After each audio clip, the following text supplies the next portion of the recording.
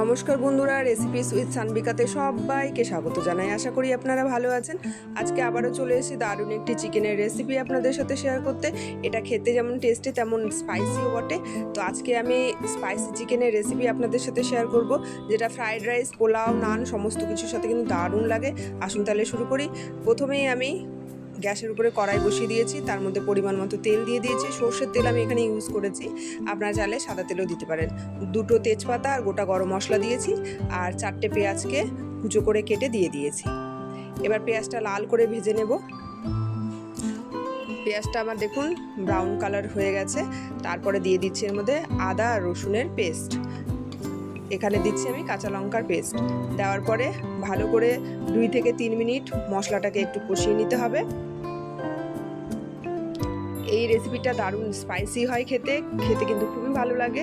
আপনারা একবার হলেও এই রেসিপিটা করে খেয়ে দেখবেন। দেখুন আমার মশলাটা একটু ভাজা ভাজা হয়ে গেছে। তারপরে আমি দিয়ে দিচ্ছি এর মধ্যে একটা টমেটোকে আমি এখানে পেস্ট করে দিয়েছি। আর তার মধ্যে দিলাম পরিমাণ মতো হলুদ গুঁড়ো, জিরে গুঁড়ো, ধনে গুঁড়ো, লঙ্কা গুঁড়ো আর কাশ্মীরি লঙ্কা গুঁড়ো, আর দিচ্ছি পরিমাণ মতো নুন। দেওয়ার পরে সামান্য একটু জল দিয়েছি যাতে গুঁড়ো মশলাগুলো পুড়ে না যায়। এবার ভালো করে আবারও কষিয়ে নিচ্ছি।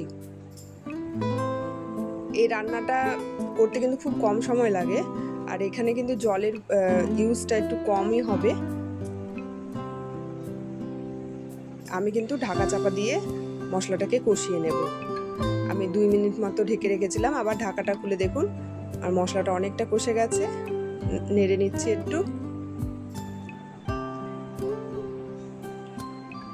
এরপরে আমি দিয়ে দিলাম পরিষ্কার করে ধুয়ে রাখা চিকেনের টুকরোগুলো আপনারা আপনাদের পছন্দ অনুযায়ী নিতে পারেন। একটু বড় সাইজও নিতে পারেন, ছোটও নিতে পারেন। দেওয়ার পরে নাড়াচাড়া করে আমি আবারও ঢেকে রেখে দিয়েছিলাম 4 মিনিটের জন্য। ঢাকা খুলে দেখুন চিকেনটা অনেকটা নরম হয়ে গেছে। আমি আবার এটাকে একটু নাড়াচাড়া করে নিচ্ছি। আমি এটা ঢেকেই রান্নাটা করব। ঢেকে মিডিয়াম ফ্লেমে কিন্তু এটা আমি কষিয়ে নেব চিকেনটাকে। আবার আমি ঢেকে রেখেছিলাম, ঢাকা খুলে দেখুন চিকেনটা অনেকটা হয়ে গেছে। আবার একটু নেড়ে চেড়ে নিচ্ছি। এরকম ঢাকা দিয়ে রান্নাটা করবেন মিডিয়াম ফ্লেমে, দেখবেন খুব টেস্টি হয় খেতে আর দারুণ হয় চিকেনটা। আবার আমি 4 মিনিটের জন্য আবারও ঢাকা দিয়ে রেখেছিলাম। ঢাকা খুলে আবার দেখুন আমি 2টো কাঁচা লঙ্কা আর সামান্য একটু গরম মশলা গুঁড়ো দিয়ে দিলাম। দিয়ে আবারও নেড়ে চেড়ে নিচ্ছি। এই রেসিপিটা ঢাকা দিয়ে রান্না করবেন, কষিয়ে খুব সুন্দর হয়, খুব সুন্দর কালার আসে আর খুব টেস্টি হয় খেতে। এরপরে আমি কিছুক্ষণ নাড়াচাড়া করার পরে আমি দিয়ে দিচ্ছি এখানে পরিমাণ মতো গরম জল।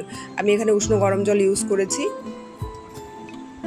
কারণ আমার চিকেনটা কষিয়ে সেদ্ধ হয়ে গেছে প্রায়, এই জন্য আমি উষ্ণ গরম জল ইউজ করেছি। আর গরম জল দিলে কিন্তু রান্নাটা তাড়াতাড়িও হয়ে যায়। আবারও ঢাকা দিয়ে রেখে দিয়েছিলাম 5 মিনিটের জন্য। এবার ঢাকা খুলে দেখুন আমি গ্যাসটাকে অফ করে দিলাম। করার পরে আবার 5 মিনিট আমি স্ট্যান্ডিং টাইমে রেখেছিলাম। তারপরে দেখুন আমার চিকেন ফাইনালি লুকটা এরকম এসছে। দারুণ টেস্টি হয়েছিল খেতে আর খুব সুন্দর কালারটাও এসছে দেখুন।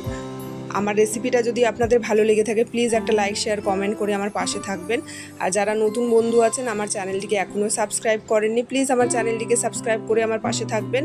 আমার ভিডিওগুলোকে প্লিজ আপনারা দেখুন এবং বাড়িতে অবশ্যই একবার হলেও ট্রাই করে দেখুন। আর কমেন্টের মাধ্যমে আমাকে অবশ্যই জানান কেমন হয়েছিল। আশা করি ভালোই হবে। তো এতক্ষণ আপনারা ধৈর্য ধরে আমার ভিডিওটি দেখলেন, তার জন্য আপনাদের অসংখ্য ধন্যবাদ। আবার আপনাদের সাথে দেখা হবে নতুন আরেকটি ভিডিওতে। ততক্ষণ আপনারা ভালো থাকবেন, সুস্থ থাকবেন, পুজো খুব ভালো করে কাটান। Thank you.